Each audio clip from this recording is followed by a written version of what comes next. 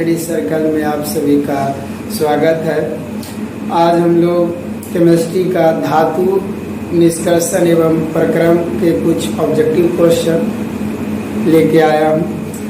आप इस ऑब्जेक्टिव प्रश्न को देखें। आपका देखिए पहला प्रश्न है, भूपट्टी में सर्वाधिक मात्रा पाई जाने वाली धातु है। तो यहाँ पे ऑप्शन में है एल्युमिनियम, लोहा, कैल्शियम, सोडियम। तो सबसे ज्यादा इसमें पाया जाता है एल्युमिनियम। और उसके बाद है आपका अगला प्रश्न कि मुक्त अवस्था रूप से कौन सी धातु पाई जाती है।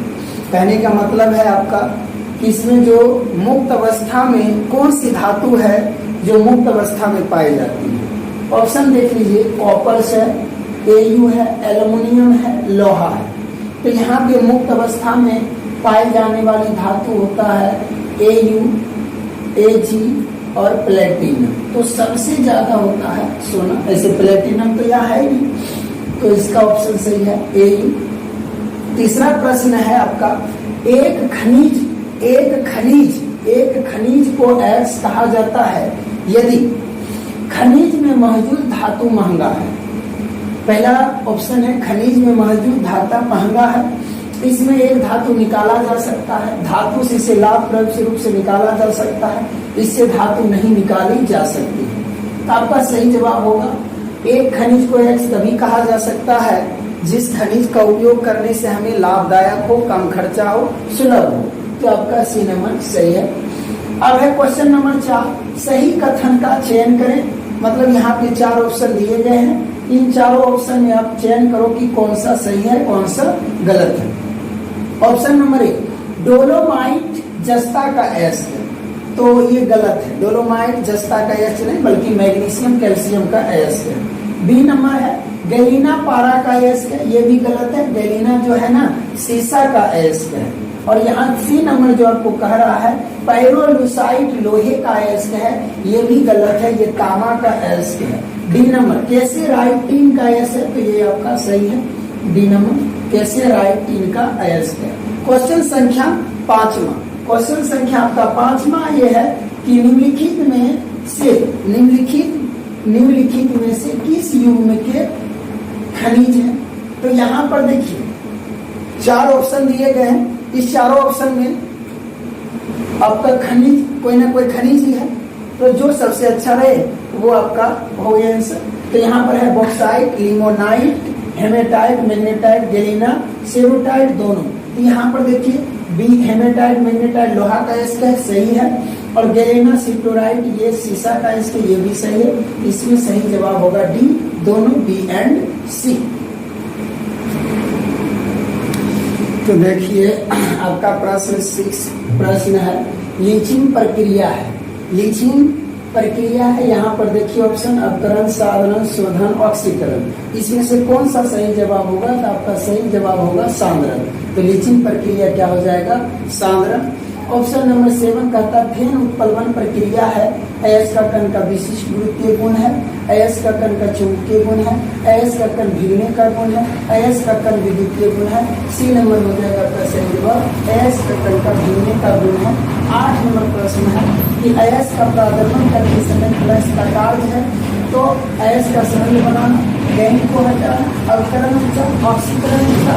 यहाँ पर आपका सही जवाब होगा गैंग को हटाना। प्लस का क्या काम होता है, प्रादर्शन करते समय गैंग को हटाना। सही कथन इसमें चुनना है।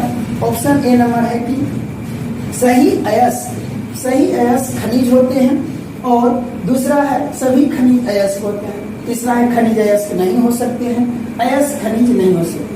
देखिए इसका सिंपल जवाब है सभी खनिज जो है अयस्क होते हैं, सभी खनिज अयस्क नहीं होते हैं, क्योंकि सभी खनिज को निकालना संभव नहीं है और उसको निकालने में खर्चा ज्यादा पड़ता है। इसलिए ये बात तो बिल्कुल गलत हो जाएगी कि सभी खनिज अयस्क होता है। इसका सही जवाब होगा सभी अयस्क खनिज होते हैं। तो ए नंबर सही है।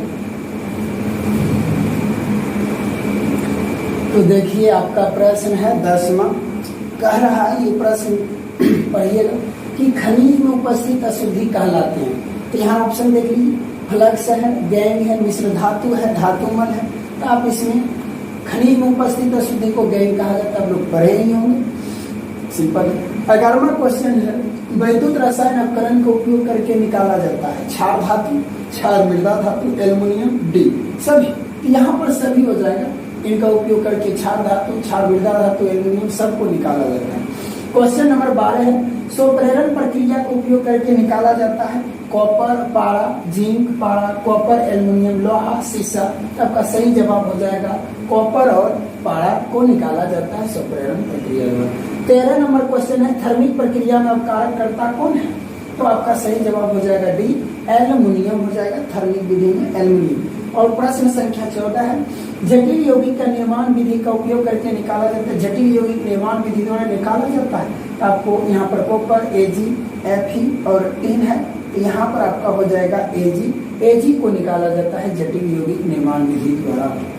आपका है 15वां, रेडियम प्राप्त किया जाता है पिंच ब्लेंड, हेमेटाइट, मोनाजाइट, इनमें से कोई। तो देखिए रेडियम जो है ना आपका मोनाजाइट से प्राप्त किया जाता है। और अगला क्वेश्चन है कि कार्बन मोनोऑक्साइड अपकरण विधि का उपयोग करके निकाला जाता है, तो आपका कार्बन मोनोऑक्साइड द्वारा निकाला जाता है लोहा को। ये आपका प्रश्न। तो देखिए आज की क्लास इतना ही है, तो आप सभी को धन्यवाद। तो इस तरह से आप लोग बने रहिए।